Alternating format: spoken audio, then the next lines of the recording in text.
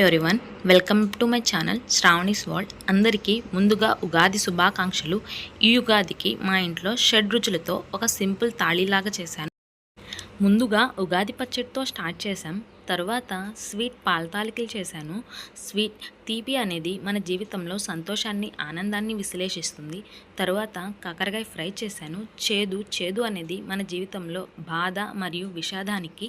తర్వాత రసం చేశాను, చింతపండు రసం. పులుపు అనేది మన జీవితంలో కొత్త అనుభవాలు, ఊహించిన మార్పులకి.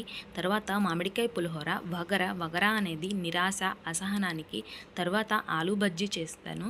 ఆలూ బజ్జీ ఉప్పు అనేది భయానికి. తర్వాత ఆవకాయ అనేది కారం అంటే కోపం.